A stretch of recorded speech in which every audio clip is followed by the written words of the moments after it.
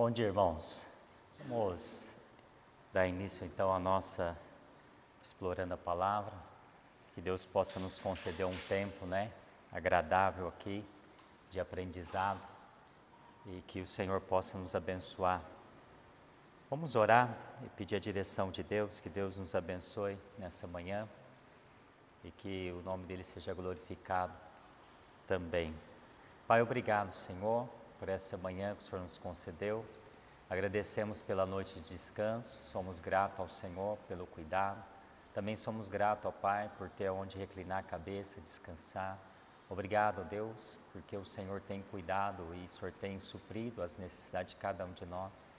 A cada manhã nós podemos ver a mão do Senhor sobre as nossas vidas. Por isso eu quero agradecer ao Senhor e pedir a Tua direção para esse dia. Que tudo seja para a honra e glória do Senhor. Nos abençoe aqui, ó Pai, nesse tempo de estudo da palavra do Senhor e que possamos aprender junto, ó Pai, crescermos junto no conhecimento, de poder nos capacitar mais a cada dia para a obra do Senhor. Abençoe cada irmão, cada família aqui nessa manhã e que nós possamos, ó Pai, sair daqui aprendendo um pouco mais do Senhor. Peço a Tua direção, que o Senhor realmente esteja agindo nas nossas vidas. Obrigado, Senhor, por tudo. Eu oro assim agradecido no nome de Jesus. Amém. Pois nós vamos terminar hoje, Filemão. Abre lá comigo, nós vamos ler o versículo 18 até o versículo 20. E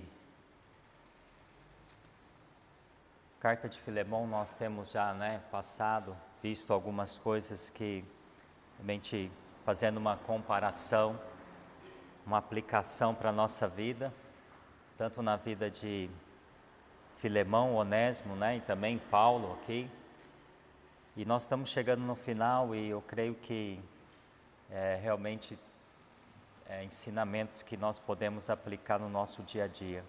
O versículo 18 diz assim: e se algum dano te fez ou te deve alguma coisa, lança tudo em minha conta.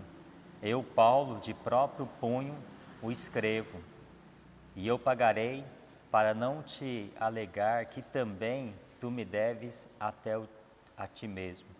Sim, irmão, que eu receba de ti no Senhor este benefício, reanima-me o coração em Cristo. Então aqui nós, nessa aula nós vamos ver que nós estamos na 9ª aula, Foram 9 aulas, 9 domingos até aqui. E Paulo aqui no versículo 18, ele se oferece para pagar, a dívida ou a reparação, que Onésimo tinha causado a Filemão. E essa atitude, irmãos, ela reflete então o amor, realmente e a disposição de Paulo em agir como um intermédio de reconciliação entre as duas pessoas. Eu posso ver aqui que Paulo, ele está pedindo a Filemão que perdoasse, a Onésimo, e de uma forma ele então olha e fala assim: olha, se ele te deve alguma coisa, põe na minha conta que eu vou pagar. E é interessante que sem cobrar nada em troca, essa conta, assim, talvez Paulo ele queria então pagar de uma forma, ou pensando melhor, será que a Filemão também devia algo para Paulo, por isso que ele falou: olha, você põe na minha conta, eu vou te pagar, e lá no final ele também fala, você é devedor, de alguma coisa, e nós vamos ver isso. Então Paulo aqui está confiando, realmente que a Filemão então obteve, Filemão então podia, receber isso, falou assim: olha, recebe ele, mas põe na minha conta que eu vou pagar. É o que ele queria. Agora, o que eu posso ver que esse ato aqui de Paulo, ele me lembra muito a questão do sacrifício de Cristo. Quando eu olho na questão de conta, de pagar, Então vamos pensar, Paulo, ele falou assim: olha, põe na minha conta que eu vou pagar a dívida dele. Então, isso me lembra o sacrifício de Cristo, que pagou pelos nossos pecados lá na cruz. Então, quando nós olhamos lá em 2 Coríntios 5, 21, fala assim: aquele que não conheceu o pecado, Deus o fez pecado por nós, para que nele fossemos feitos justiça de Deus. Assim como Paulo assumiu a dívida de Onésimo, Cristo também assumiu a nossa dívida com Deus. Então, fazendo um paralelo aqui, né, mostrando essa questão aqui entre Paulo e Cristo, um fala que ia pagar a conta e Cristo também pagou a nossa conta, nós estávamos devendo, né, na questão. Então, a verdadeira reconciliação, ela exige que há um ato, irmãos, de nós, né, se colocar no lugar do outro. A gente só consegue talvez ajudar uma pessoa ou, né, uma necessidade maior se a gente se coloca do outro lado. A gente ajuda, talvez assim, a gente talvez nem pensa nisso, mas quando nós se colocamos no lugar do outro, a gente consegue ajudar melhor, sentir aquela dor, né, do outro. Então aqui Paulo, ele mostra que essa reconciliação, ela exige então de nós que eu e você se coloque no lugar do outro. E é interessante, irmãos, no quê? Porque nós temos que perdoar uns aos outros, assumindo, né, aquela responsabilidade que não nos pertence. E aí a questão de perdão, nós já falamos sobre isso aqui, né? Isso reflete o coração generoso, né? Quando você olha Deus olhando a questão de nós, que nós também realmente estávamos perdidos, né? E Cristo veio e pagou essa conta. E olha que interessante, se Cristo pagou a nossa dívida, né, que nós tínhamos perante Deus, Paulo aqui ele olha e fala assim, olha, eu vou pagar a dívida dele também. Ele assume aquela responsabilidade, né? E Onésimo devia algo a Filemão. Não sei se era dinheiro, eu não sei se era alguma coisa, né, um prejuízo moral, ele devia. E aí Paulo então se oferece para pagar no lugar dele, assim como Cristo fez por nós. Colossenses 2,14 fala assim, ó, havendo riscado a cédula que era contra nós nas suas ordenanças, a qual de alguma maneira nos era contrária, e atirou do meio de nós, cravando na cruz. Aqui nós podemos ver que Cristo assumiu a nossa dívida. Nós tínhamos uma dívida também, e a dívida foi paga, quando Cristo ele morreu por nós. Então, Cristo tomou sobre si a nossa culpa. E a Bíblia fala isso em Isaías 53, versículo 5, quando diz assim, olha, mas ele foi ferido por causa das nossas transgressões e moído por causa das nossas iniquidades. O inocente, pensando assim, Paulo se dispôs a assumir a culpa no lugar de Onésimo. Da mesma forma, Cristo, inocente, sem pecado, assumiu também a nossa culpa, levando sobre si, né? O texto fala aqui que ele foi moído por causa das nossas iniquidades. Ele levou sobre si. Então ele assumiu a nossa culpa. Ele levou nele aquilo que era os nossos pecados, a separação que nós tínhamos lá por causa de Adão, quando Adão errou. Então observa que aqui Cristo, ele toma sobre si também a nossa culpa. E também Cristo, o que ele faz? Além de ele assumir a nossa culpa, ele também nos dá o perdão pleno. Então nós fomos perdoados. O que Paulo estava falando para Filemão, que era, olha, coloca na minha conta e perdoa Onésimo. Entende, irmãos, que Filemão não precisaria mais cobrar nada de Onésimo. Olha, ele não te deve nada, agora é eu que estou te devendo. Eu não sei se você já assumiu uma dívida assim de alguém, né? Olha, ele não te deve, mas eu te devo, agora eu que vou te pagar. Era mais ou menos assim que Paulo estava tentando mostrar. E em Cristo, Deus não nos cobra mais o pecado, porque já foi pago. Romanos 8:1, o que fala? Que agora nenhuma condenação há para os que estão em Cristo Jesus. A dívida foi paga. Cristo pagou. Então não há condenação. Então Cristo nos dá perdão pleno. Irmãos, Cristo nos reconcilia com o Pai. Até hoje, que nós somos salvos, né, lavados, regenerados pelo sangue do Cordeiro, quando nós erramos, quando nós pecamos, há uma quebra de comunhão com Deus e Cristo faz essa ponte de reconciliação. O pagamento da dívida abre o caminho para essa reconciliação. Então, olha lá atrás, o homem errou, né, foi expulso do jardim, e Deus então enviou uma ponte para a reconciliação da humanidade com Deus. Quem que foi? Jesus Cristo. Então, essa ponte que fez a ligação está fazendo até hoje. Cristo é o meio pelo qual as pessoas se reconciliam com Deus. E lá em 2 Coríntios 5, 18 e 19, fala assim, ó, Deus nos reconciliou consigo mesmo por Cristo Jesus. A reconciliação veio por Cristo. Deus estava em Cristo reconciliando consigo o mundo, não imputando aos homens os seus pecados. Então, Onésimo poderia voltar em paz, porque Paulo estava disposto a cobrir tudo os danos dele. E é interessante isso. Olha, você pode, olha, cobra de mim, não cobra mais dele. E Filemão então ia olhar para Onésimo, você não me deve nada, agora eu vou cobrar de Paulo. É Paulo que está me devendo, põe na minha conta. Então, como Paulo aqui, ele retrata, né, olhando assim, o retrato de Paulo com Cristo, aquilo que Cristo fez para a nossa vida. Então, Paulo foi uma ponte para Filemão e Onésimo, né? Essa reconciliação entre os dois.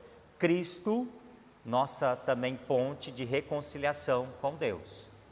Então, não tem outro meio. Por isso que Jesus fala que Ele é o caminho, Ele é a verdade e Ele é a vida. Não tem outro meio para se reconciliar com Deus.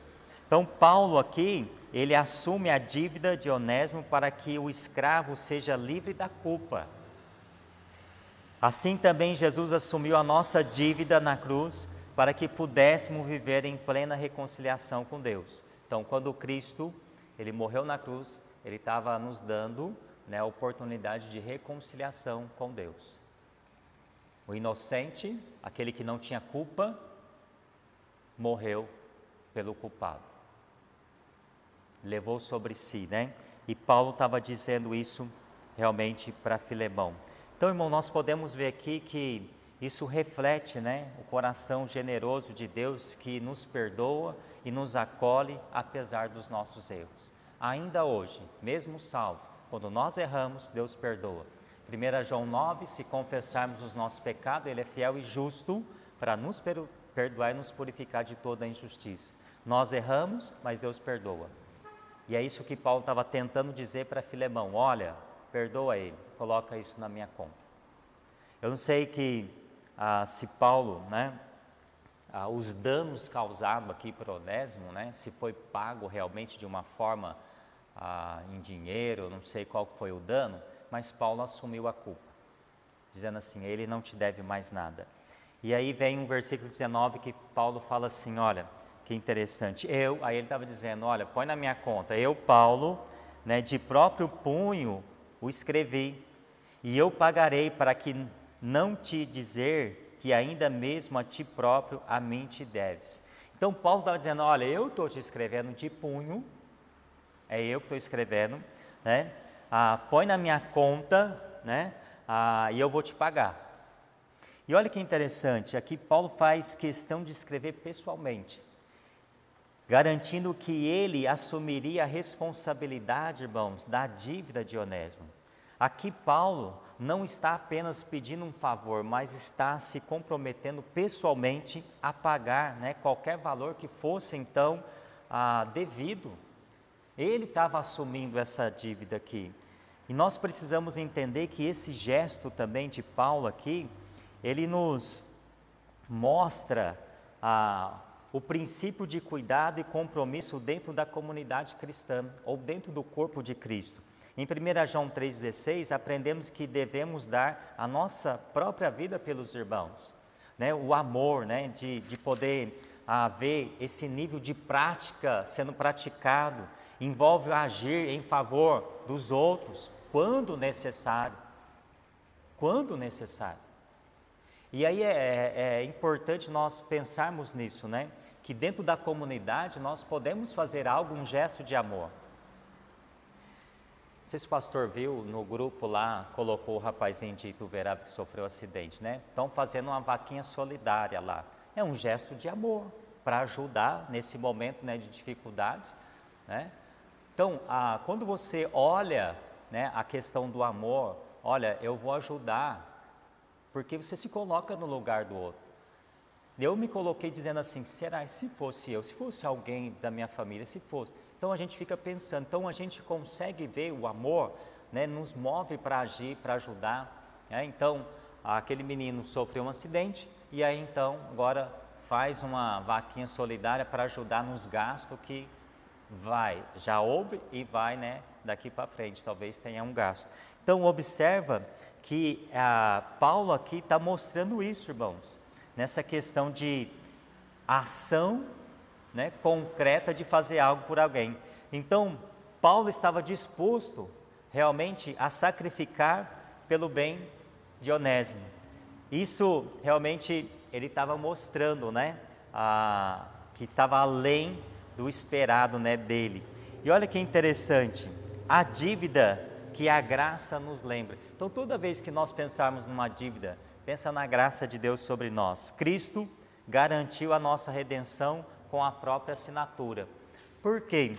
Veja Hebreus 9:12 fala assim, entrou uma vez por todas no Santo dos Santos, não por meio de sangue de bodes e novilhos, mas por seu próprio sangue, obtendo eterna redenção. Paulo escreve de próprio punho, Cristo também assinou a nossa liberdade, não com tinta, mas com seu próprio sangue. O sangue derramado, né, ali por Cristo, por nós. Paulo escreveu com tinta, assumindo a dívida. Cristo derramou o seu sangue por nós. Então Hebreus fala, né, olha, não por meio de sangue de bodes e novilho, mas por seu próprio sangue, obtendo eterna redenção. O sangue de Cristo derramado ali na cruz do Calvário. Então ele garantiu a nossa redenção. Cristo prometeu pagar a nossa dívida por completo, irmãos. João 19:30 está consumado. Quando fala está consumado ali, então ele pagou por completo. Paulo disse aqui, eu pagarei. Cristo disse, está consumado. Ele pagou tudo, né? Por completo. Prometeu quitar toda a nossa dívida de pecado de uma vez por todas. E ele fez isso naquela cruz do Calvário. Todos nós somos devedores da graça. A graça, irmãos, de Deus sobre nós. Veja bem, Paulo lembra Filemão da sua dívida espiritual com ele. Nós também somos devedores da graça de Cristo. Nunca poderíamos pagar o que ele fez por nós. Ele fez por nós. Romanos 8:12.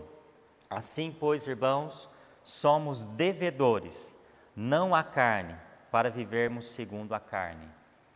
Então, quando nós olhamos realmente a graça de Deus, né, que foi através de Cristo, qual é o valor que você poderia estimar para pagar o que Ele fez por nós?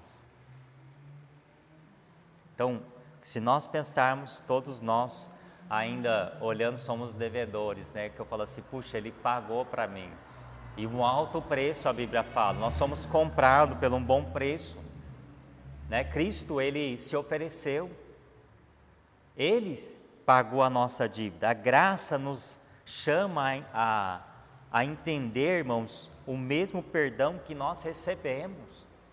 Se Cristo te perdoou, por que nós não perdoamos os irmãos? Quando algo é contra nós, ou a gente faz também contra as pessoas, né? Filemão devia lembrar-se, se ele também recebeu a graça de Deus na vida dele, ele deveria então estendê-la a Onésimo.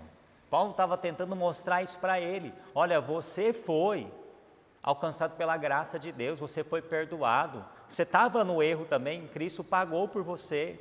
E agora você deve pagar, né? Perdoar. Então, quem foi perdoado deve aprender a perdoar. Você não foi perdoado? E por que não perdoa? Quantas pessoas talvez você não perdoou ainda? E aí nós recebemos perdão de Deus porque nós erramos constantemente. Então, irmãos, entenda que Mateus 18, 32 e 33 fala assim, ó, lembra do texto, fala assim, servo malvado, perdoei-te toda aquela dívida. Aquele servo tinha uma dívida e aquele homem perdoou. Olha, você está perdoado. Só que aquele homem emprestou algo para outro. e foi cobrar de outro. E ele não teve dó. E aí o texto fala assim, ó, não devias tu igualmente compadecer-te do teu companheiro? Eu te perdoei e você não perdoou. Às vezes eu olho para esse texto e parece que é algo da nossa vida também. A gente quer o perdão, mas não quer perdoar ninguém. Então aquele homem devia, foi perdoado, não tinha como pagar. Aí alguém devia para ele e falou assim, não, me paga. E foi cobrado, não, mas você devia fazer igualmente. Você devia perdoar.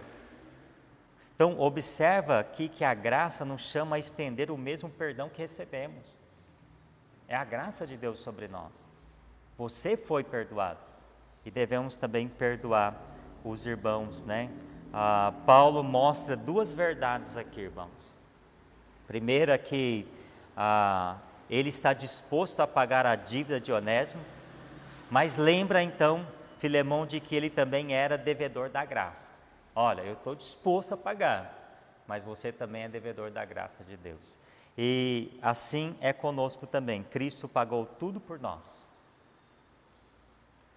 E agora somos chamados a viver em gratidão e estender a mão de perdão aos outros irmãos também. Eu não estou dizendo aqui que se alguém te deve, você deve falar, não precisa pagar. Não é isso. Não é isso. Você deve, tem que pagar.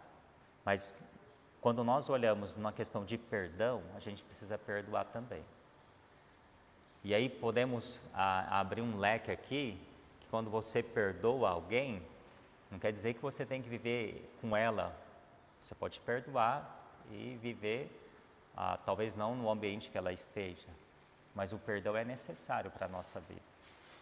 Se Cristo te perdoa, por que você não perdoa? Então, irmãos, lembra-se que Paulo realmente está dizendo isso. Olha, às vezes o amor exige algo de nós. E quando nós pensamos no amor, né, que Deus tem por cada um de nós, porque exigiu algo, e esse algo foi Jesus que veio neste mundo para morrer pelos nossos pecados. Ele deixou o seu lar, ele deixou a sua glória, ele se esvaziou de si mesmo, né? Ele veio viver aqui por amor.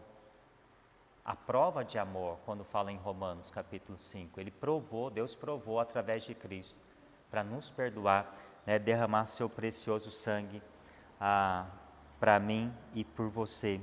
Então aqui nós podemos ver isso, esse amor exige uma ação, e Paulo estava tentando mostrar isso para Filemão. Olha, você foi perdoado, perdoa. É difícil às vezes de entender isso. O cara causou um dano, o cara causou um prejuízo e ele estava dizendo assim, olha, perdoa, agora eu vou te pagar. Mas lembre-se, você também foi devedor também e Cristo te perdoou. Estava falando da questão espiritual agora, Paulo. Questão material. Questão material talvez ele iria pagar trabalhando, mas o espiritualmente Paulo estava tentando dizer para ele, olha, você foi perdoado, perdoa, porque você também estava no erro e Cristo também morreu por você. Então, irmãos, lembre-se sempre, não esquece disso, Cristo pagou tudo por nós. O que você fez para obter a salvação? Nada. Apenas reconhecemos o que Cristo fez. Reconhecemos os nossos pecados, reconhecemos que estávamos indo, né, para o inferno. Há uma condenação lá em João 3, versículo 17 e 18 fala sobre isso. Aquele que realmente não está em Cristo já está condenado, mas aquele que aceita passou da morte para a vida, já não há mais condenação. Então, olha o que Cristo fez por nós.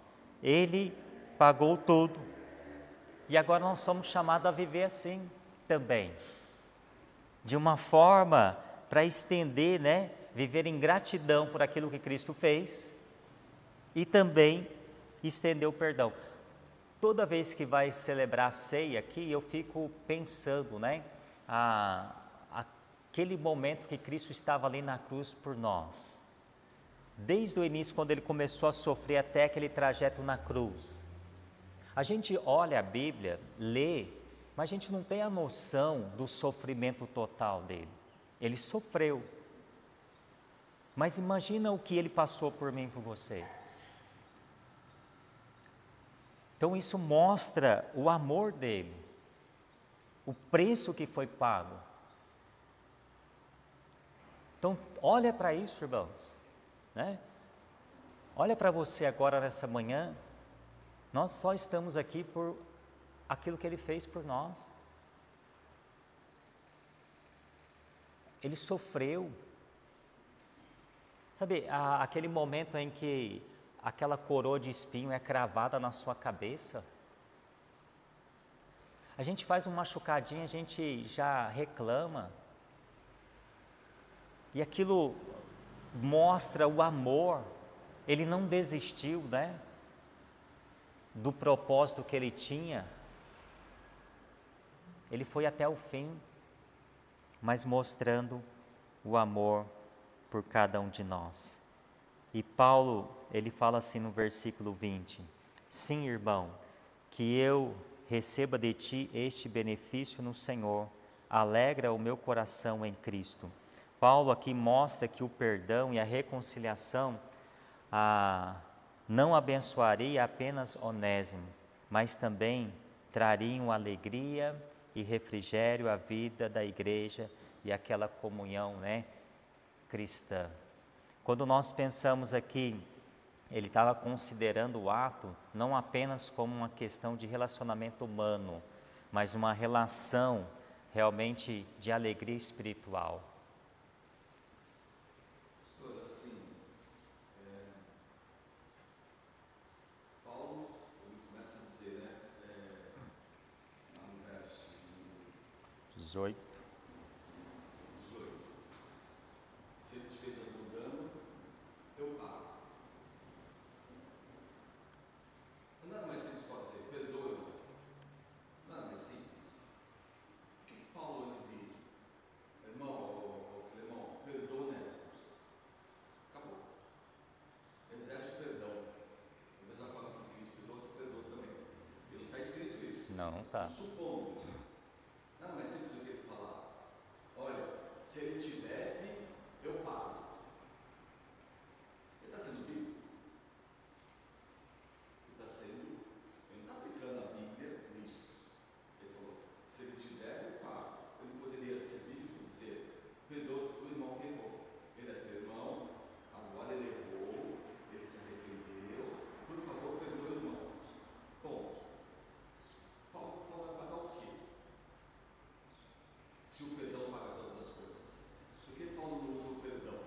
O amor cristão. Paulo fala de coisas materiais. Então, assim, de novo, eu acho que Paulo, muitas vezes, ele força situações que, na minha cabeça, ele vai, às vezes, ele não usa a Bíblia, ele usa os pensamentos filosóficos, que Paulo usa de filosofia nos seus escritos. Então, ele, se ele te der, eu pago. Não. Gente, como você mesmo disse, você colocou, você foi mais sábio que Paulo. Cristo perdoou, te perdoou, perdoa também. Ponto. Você foi bíblico. Ele não foi bíblico. Ele disse: se ele errou, seus prejuízos eu vou te pagar. Não sei. Para mim, ele não foi bíblico. Segundo, você me deve o quê? Se ele está dizendo para perdoar o cara que errou, ele também já devia ter perdoado Onésimo. Ele nem ter cobrado Filemão, na verdade, que você me deve. Se eu estou pedindo para você perdoar o cara lá, daquele de todo prejuízo que tem, por que eu estou cobrando o outro? Cai naquela do devedor. Eu digo uma coisa para ti o outro. Você me deve o quê? Paulo ele tem esse vício. Em Romanos ele usa também a mesma expressão de cobrar. Devedor. Devedor é quem? Romanos também fala, capítulo 15, verso 27, vai falar da mesma coisa. Que os romanos são devedores, os romanos não, o pessoal lá da Macedônia são devedores do pessoal de Jerusalém. Devedor do quê?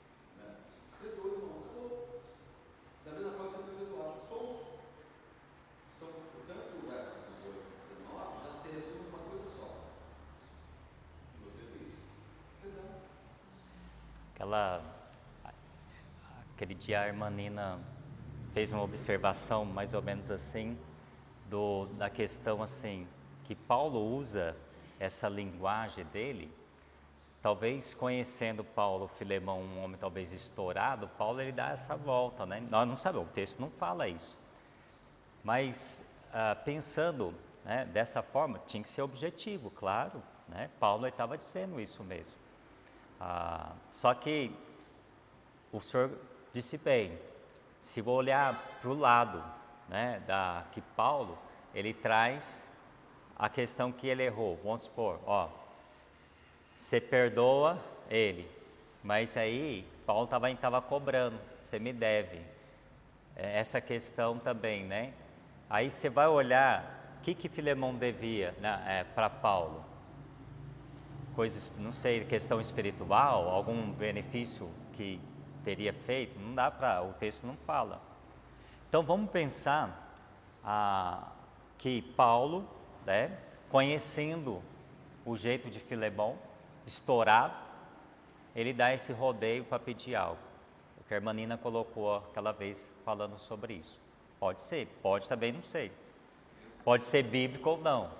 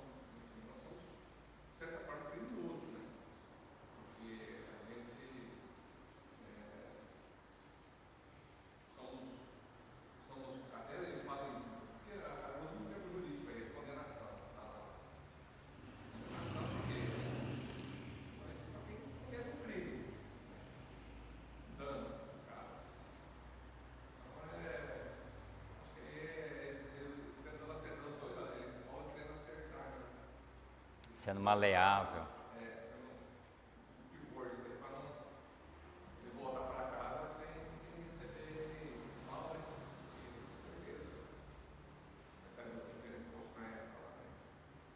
Então o irmão está tentando dizer que ao voltar, ele teria uma condenação, que essa condenação poderia ser a própria morte, causado um dano. Tem pena de morte? Seria naquela época assim? Eu procurei isso, eu perguntei qual que era, na época, a condenação do pecado do escravo fugido no ano 60, lá na Ásia. Mas não me encontrei. Mas provavelmente, assim, também eu penso, se você for pensar materialmente, quando tinha os escravos fugitivos no Brasil, não se matava os escravos fugitivos. Porque, gente, tem valor, tinha uma mercadoria, no mercado, o escravo fugitivo, ele tem valor, ele não vai jogar o dinheiro fora, o senhor do escravo. Ele vai o quê? Punir, não é isso? Por quê? Porque ele quer um retorno financeiro dele. Você vai pegar essa cadeira e jogar fora, nova, você vai usar até acabar.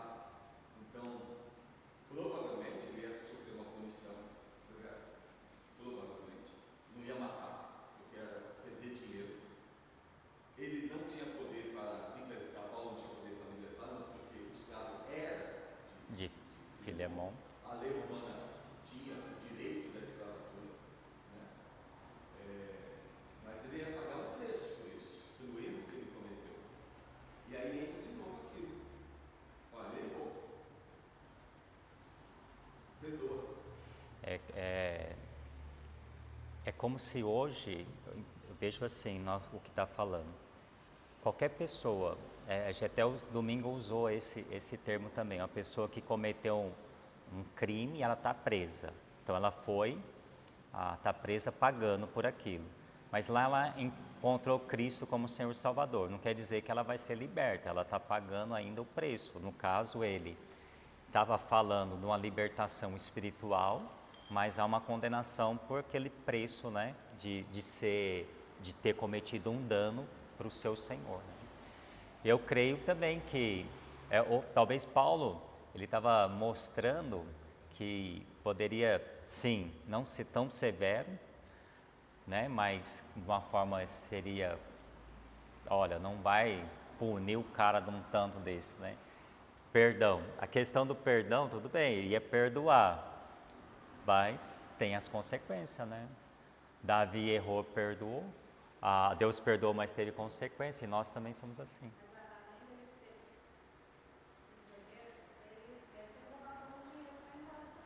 Então, a gente não sabe, né?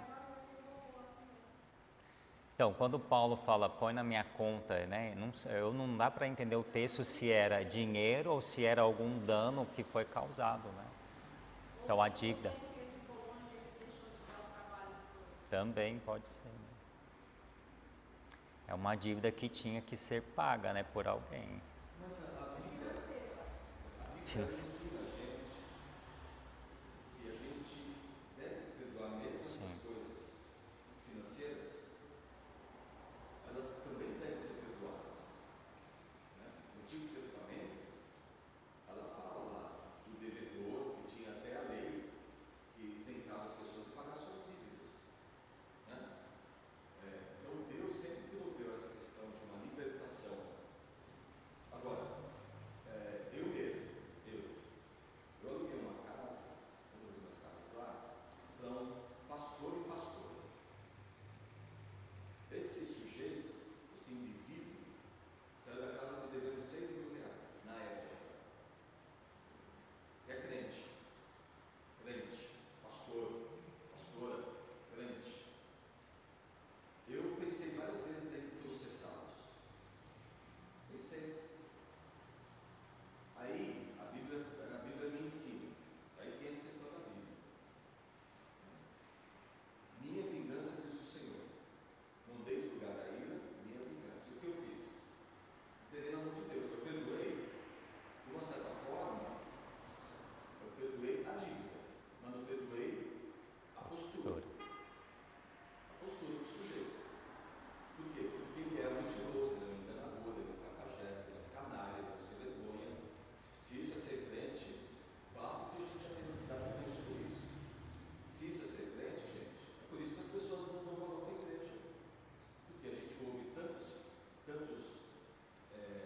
escândalos, diversos escândalos, que as pessoas perdem a credibilidade de que nós somos um povo diferente, um povo tal.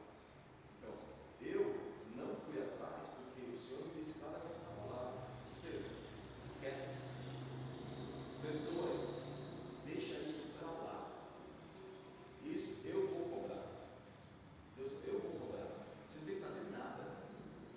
Então, essa talvez seja uma das coisas que eu tenho aprendido ao longo do tempo, talvez não bem ainda, é deixar as coisas para lá. Eu fui educado a não tentar deixar as coisas para lá. As coisas têm que ser resolvidas. Mas há coisas que eu não vou fazer da minha justiça. Você me deve. É fato. Mas eu vou deixar isso para lá por causa da Bíblia. Porque a Bíblia me ensina a não ir processar o irmão, brigar com o irmão, etc. Então, muitas vezes a gente abre mão do nosso prejuízo. Nós somos com o nosso prejuízo financeiro, etc, em função da Bíblia, que a Bíblia ensina a largar mão daquilo. Né? Paulo mesmo ele fala: não deveis os irmãos ao juízo. Né? Ele diz isso. Então, são coisas que a gente tem que aplicar, não levar. E assumir o prejuízo do nosso lado, sabendo que ao mesmo tempo, e aí eu acho que é isso que talvez também, pensando nisso, Paulo poderia ter dito para Filemão: olha, o seu prejuízo, o Senhor, Deus, pagará. Se você for fiel nisso, o Senhor já recompensará daquilo. Por quê? Porque você está sendo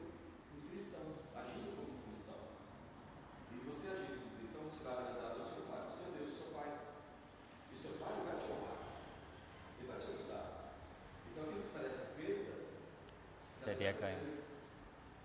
Então, o que eu quero dizer com isso às vezes nós temos que entender que há diversos tipos de dívidas e há diversos tipos de pagamentos. Mas é isso que eu tenho que entender e falar assim, gente, eu causei dano. Se eu causei dano, eu tenho que ir lá e reparar. Talvez o que Onésimo não deveria ter feito, talvez, um exemplo também. Paulo talvez deveria ter instruído Onésimo a ele pedir perdão. E não ter chegado no padre, pedir perdão ao padre, e o padre ir lá e falar com Deus, como foi o caso aí. Né? O caso aí está explica, Paulo foi colocado como advogado de defesa. Onésimo não precisava de um advogado de defesa. Ele poderia ter chegado para o Filemão e falou: Filemão, aconteceu isso, me perdoe. Uma possibilidade. Né? Agora, Paulo foi usado pelo quê? Para ser o quê? Um intercessor. Então, por isso que a gente fala que é um livro que ilustra, né, a figura de Filemão Deus, Onésimo nós e Paulo Espírito Santo Jesus. Ele intercede por nós. Mas, assim, eu acho que muitas vezes a gente tem que arcar com prejuízo. Eu acho que... E Deus recompensou o Senhor de outra forma, naquela questão de cobrou talvez deles, não sei se o Senhor... Eu espero que tenha sido pouco. Mas de uma forma o Senhor foi abençoado, no caso de não brigar, de não, né? Eu creio que Deus abençoou de uma forma. Com certeza. Aí ficou com prejuízo, né? Sumiu a dívida do cara, que geralmente acontece, né? E a gente se passa por isso, né? Às vezes o problema não é o dinheiro. Sim. Acho que o grande problema não é o dinheiro. O problema é a postura. É o comportamento do indivíduo que, dizendo-se cristão, agiu como alguém do mundo, ou pior do que uma pessoa do mundo. Então, onde está o cristianismo? Onde está Cristo em você? Aí, no caso, né? Nos atos dele ou dela. Então, são coisas assim que eu falo, que a minha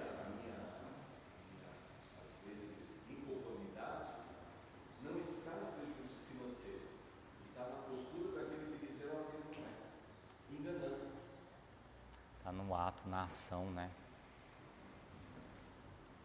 E aí vai, a gente... Bom, já vai. Aí vai. Pode falar, meu Luiz.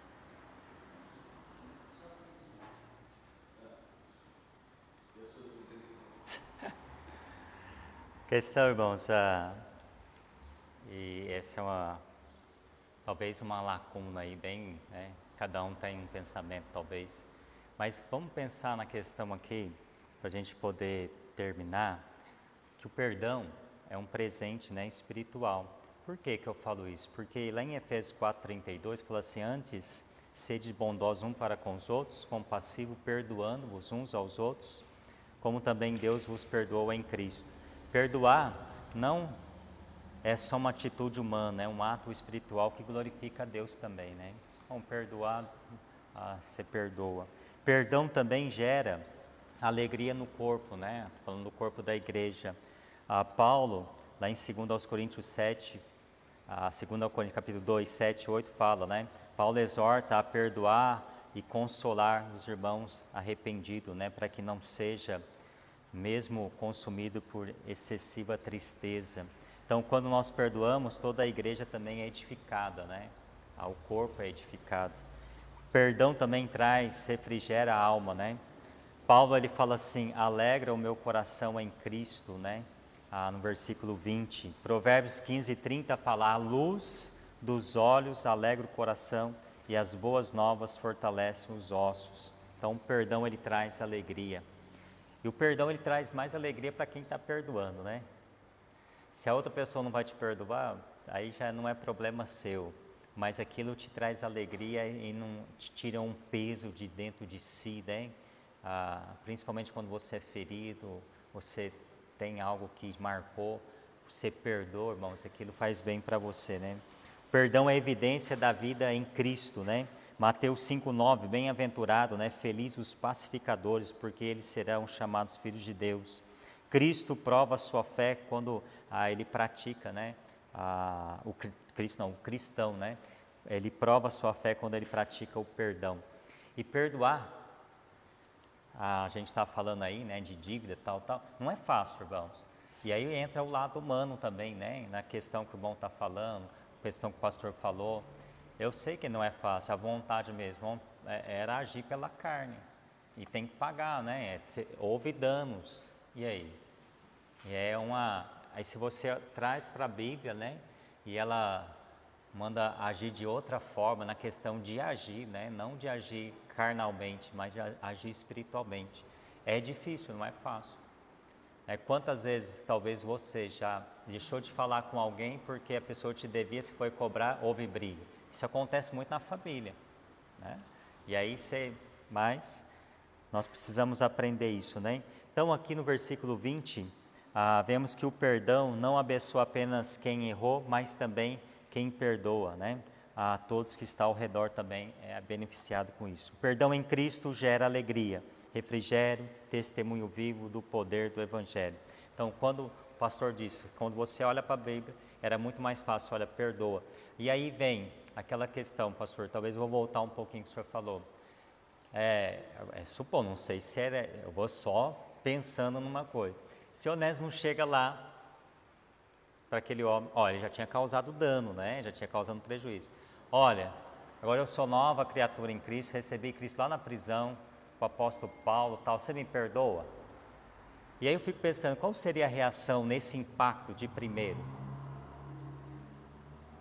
Por isso que Paulo talvez está amenizando, né, falando talvez um contexto aqui, né, para não haver esse impacto. Agora imagine, irmãos, vamos pensar, o texto não fala sobre isso, né, mas vamos pensar nas entrelinhas. Se esse homem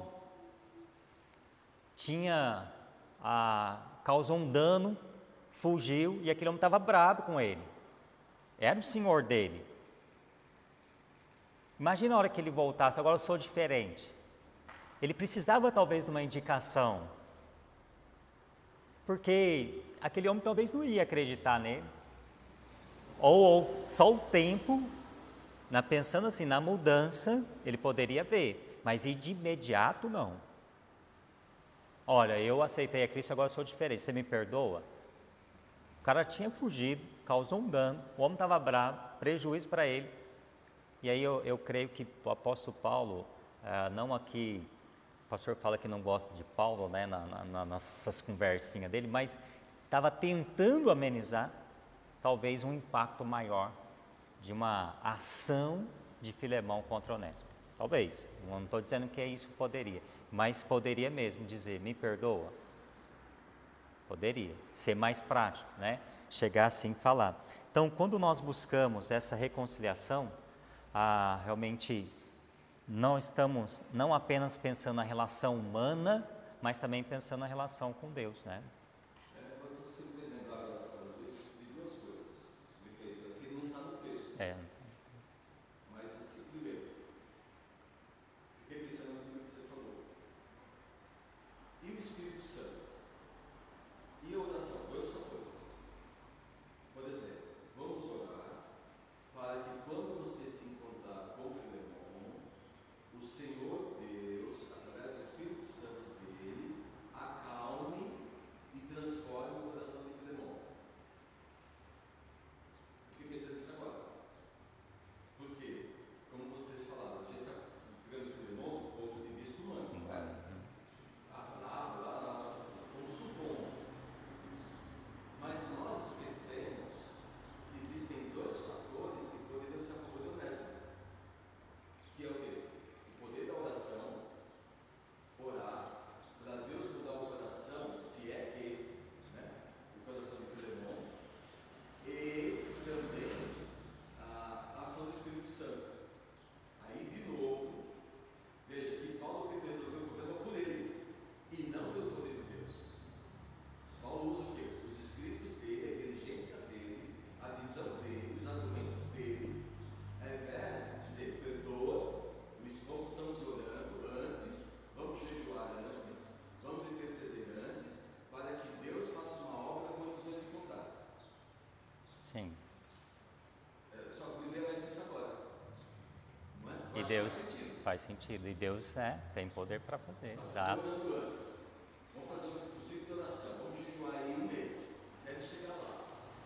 Até chegar lá, talvez Filemão, quando olhasse ele, falar, puxa, talvez pensar que ele ia bater, vem cá, deixa eu te dar um abraço. Né? Eu tenho mandado uma carta antes. Ó, ele está aqui comigo, está aqui e tal. Logo ele vai ficar com você. Né? Então, e orando sobre isso. Nossa, eu penso de novo, que Paulo, ele tentou resolver as coisas da mente dele, mas não usando aquilo que talvez nós usaremos hoje biblicamente falando.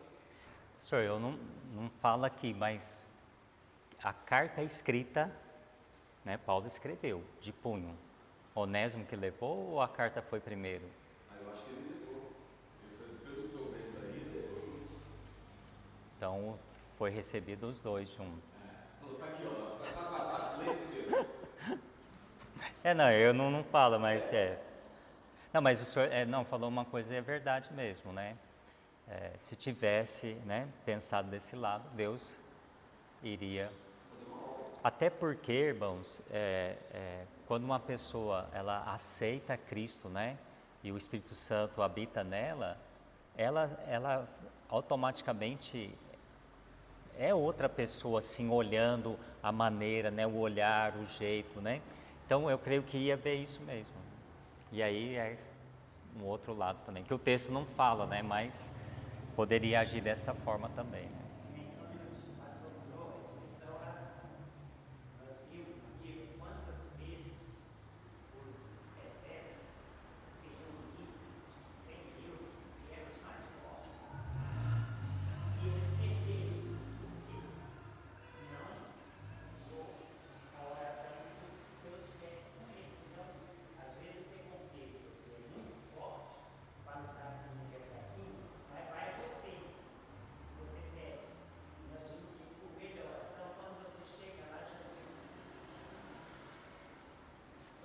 Um exemplo disso que o senhor está falando, Esther, né? Quando o senhor chegar na presença, ela mandou todo mundo orar. Então, a possibilidade dela morrer seria grande também, sim. Porque ela não tinha que estar lá naquele momento, naquela hora, mas o poder da oração, da intercessão, fez com que Deus mudasse o coração. Neemias, exatamente. Neemias orando, né? Orando, Deus agiu, né? Então, tem...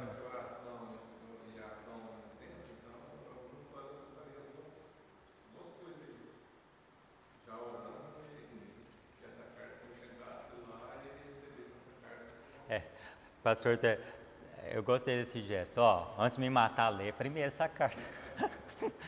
Não matar num sentido, né? Mas, ó, lê primeiro, depois você vê o que você faz. Mas faz sentido, irmãos. Irmãos, versículo 21 até o versículo 25, né? Aqui, no rodapé da minha Bíblia aqui, fala sobre comunicações pessoais, né? Saudação e bênção.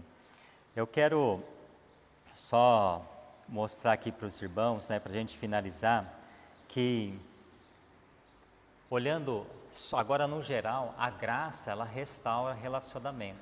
Então é a graça de Deus que faz isso, né? Então, no versículo 21 nós podemos ver aqui que é a confiança na obediência de Filemão, né? O amor cristão, ele não se limita ao mínimo, né? Mas transborda em ações de fé e perdão. Se nós olhar para Mateus 5,41, e se alguém te obrigar a caminhar 1 milha, vai com ele 2, né? João 14,15, se me amais, guardareis os meus mandamentos. Então nós podemos ver aqui que o amor cristão, ele realmente vai além de alguma coisa, né? Não só o mínimo, mas vai além. Versículo 22 fala sobre a esperança de comunhão pessoal. Paulo, ele pede hospedagem, mostrando na esperança de visitar Filemão lá na frente, né? Se a gente olhar o versículo 22, fala assim, e ao mesmo tempo prepara-me também pousada, pois espero que por vossas orações vos serei restituído. Aí entra a oração, vocês estão orando por mim, eu quero estar aí, né? Então Paulo estava dizendo isso, né? Essa esperança de comunhão, a força da oração, irmãos, como nós falamos aqui, Tiago 5,16, muito pode por sua eficácia a súplica do justo. Então quando a igreja ora, quando o povo ora, Deus faz. Só Deus para mudar corações, irmãos. A gente pode fazer o que for, mas Deus, ele tem poder para mudar, ouvir as nossas orações e mudar o coração daquela pessoa, né? Então nós podemos ver isso.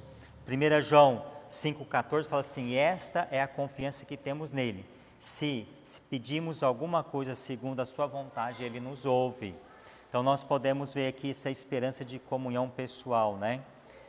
Versículo 23 e 24 aqui, fala da comunhão dos cooperadores. Ele cita aqui, né? Epáfras, Marcos, Aristarcos, né? E são pessoas aqui que na obra, né, coletiva que Deus usa, ele está mostrando aqui, cita esses irmãos que apoiavam, né, na missão ali, e nós podemos ver que a obra de Deus, irmãos, é coletiva, é feita em comunhão, não apenas de uma pessoa, nós podemos ver isso. Então Paulo aqui está saudando essas pessoas. A obra de Deus não é feita só por um, mas coletivamente, várias pessoas. Nós podemos ver isso, a unidade no corpo de Cristo, quando fala Romanos 12:5, assim nós, embora muitos, somos um só corpo em Cristo, individualmente uns dos outros. Eclesiastes 4:9 fala assim, olha, 2 valem mais do que 1, porque tem melhor paga do seu trabalho.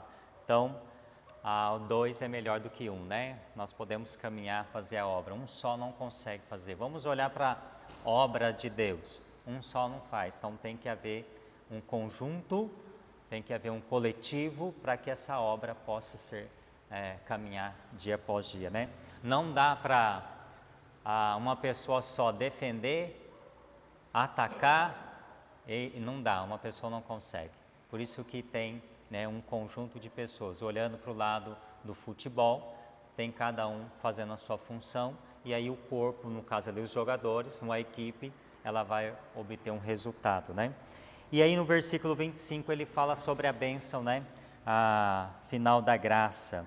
Ele diz assim, a graça do Senhor Jesus Cristo seja com vosso espírito. Paulo conclui desejando que a graça esteja com o espírito de Filemão. A graça é a base de toda a vida cristã, irmãos. 2 Coríntios 12:9 fala assim, a minha graça te basta, porque o meu poder se aperfeiçoa na fraqueza, né? A graça, ela sustenta. A graça de Deus sustenta. Eu por várias vezes questionei essas dores nas minhas costas, essas hérnias que eu tenho. De uma foi para 4. E aí então toda vez falo assim, a minha graça te basta. Tá bom, continua com ela aí. Então a graça, ela sustenta, né? 2 Timóteo 2,1 fala assim, ó, tu, pois, filho meu, fortifica-te na graça que há em Cristo Jesus. Paulo falando para Timóteo, né? Então aqui nós podemos ver que a graça de Deus é a base de toda a vida cristã. E concluindo, irmãos, aqui, pensando que essa carta termina lembrando, né, que a graça de Cristo é o elo que sustenta tudo. Nós podemos ver isso nessa carta. É a graça de Deus que sustentando todas as coisas. Obediência, João 14,15, oração, comunhão e vida cristã. É isso que Paulo está tentando mostrar aqui. E que quando nós aplicamos isso como igreja, isso daqui faz com que o corpo também possa crescer, né? Só a graça de Jesus nos capacita a obedecer, irmãos. Realmente, orar, viver em comunhão, experimentar restauração nos relacionamentos através da graça de Deus. Humanamente falando, nós não conseguimos. Humanamente falando, a gente não quer ter comunhão. Humanamente falando, a gente não quer perdoar. Humanamente falando, a gente não quer amar. Mas a graça me faz isso. Quando você olha para a Bíblia, né? Quando você volta e começa a praticar a palavra de Deus. Isso é maravilhoso ver. E aí nós precisamos, como diz o pastor tem falado isso constantemente, não sei se os irmãos notaram, volta-se para a palavra de Deus. O que vale é a palavra de Deus. A gente supõe, a gente olha algumas coisas, mas o que a Bíblia diz? É o voltar para a palavra de Deus, no resumo total e a ser aplicado na nossa vida. Então Paulo aqui ele mostra exatamente isso, irmãos. Realmente essa mensagem dele aqui, que se não for a graça de Deus na nossa vida, na vida das pessoas, não tem jeito. Só por meio dessa graça que nós recebemos na nossa vida. Então é uma carta que dá para tirar muitas lições para nós, olhando, né? E eu nem tinha pensado naquela questão que o senhor falou, Filemão, o senhor falou que é fazendo as três coisas, nós, Espírito Santo e... que é? Filemão. Isso. Pai. Onésimo, Nós. E Paulo, Espírito, para fazer... eu não tinha pensado. Tem pessoas que fazem essa... Eu não tinha pensado, o que o senhor falou, é como se quando o filho pródigo volta, né? É interessante, né? Que mostra, ele perdoou, abraçou, né? Não questionou o porquê, né? Do pai. Colossenses 4,9, os irmãos da Bíblia 4,9, aquilo que é fato, né? A transformação das pessoas, né? Colossenses 4,9.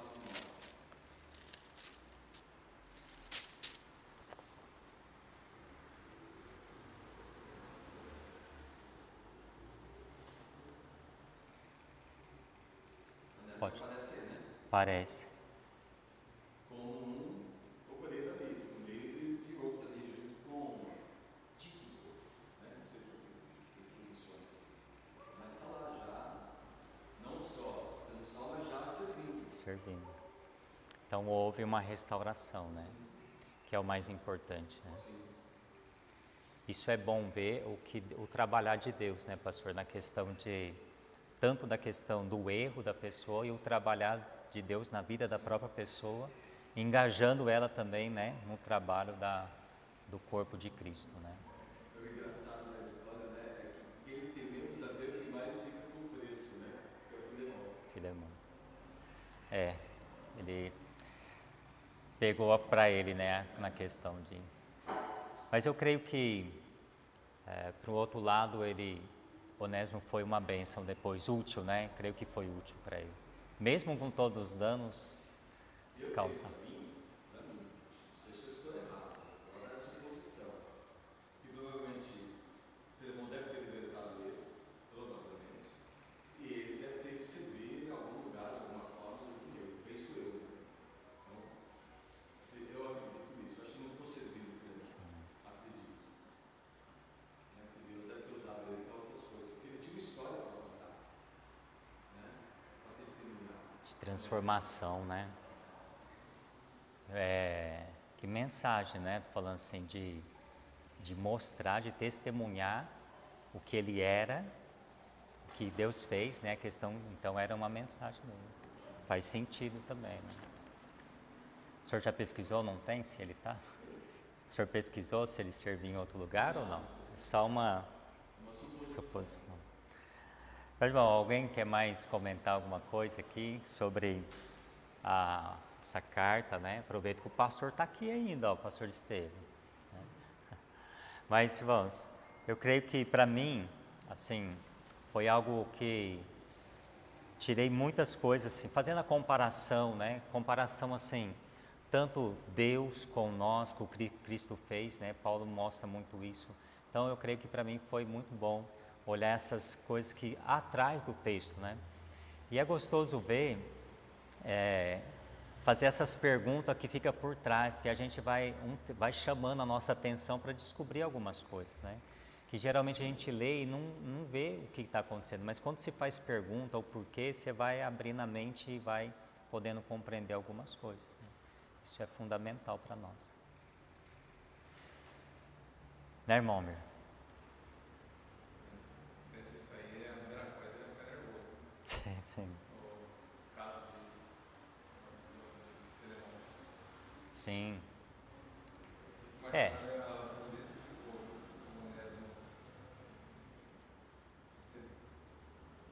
Agora é quando você trabalha, pessoas que conhecem, né, o Evangelho, conhecem Cristo, né, e decepção.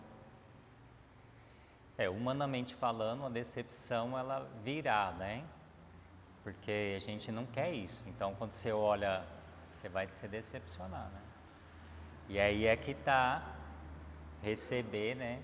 De uma forma ao contrário, né?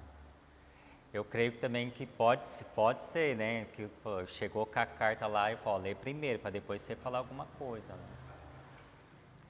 Imagino eu fico olhando para mim. Tem coisa que a gente estressa, né? Agora imagina. Peraí, né? Calma aí, lê aí primeiro, depois você pode me corrigir. Mas eu creio que isso é ensinamento para nós também, irmãos. Porque cada um de nós aqui temos um temperamento diferente, agimos diferente. Nem todo mundo é igual, né? Então, eu sempre falo, eu tiro por mim, que às vezes acontece coisa que você vai no impulso daquele momento, depois você fala assim, nossa, por que eu fiz isso? Às vezes eu pego-me assim, né? Não devia, né? Tem outras pessoas que não, acontece algo, ela para, ela vai analisar, tal, né?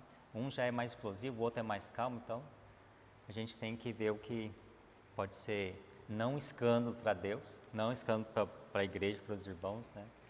Mas fala pode irar, mas não pode pecar, né? A ira aqui dentro. É como se fosse um vulcão prestes a estourar, tá lá fervendo, mas não pode sair, tá ali. Senhor, me ajuda, né? Acho que Filemão estava mais matar esse cara agora ou não, né? Mas a graça de Deus na vida dele, né? Aí mostra também Deus na vida de Filemão, né? A questão da comunhão dele com Deus, de receber, né? De perdoar, né? De poder fazer algo para aquele homem. Aí é Deus mesmo agindo.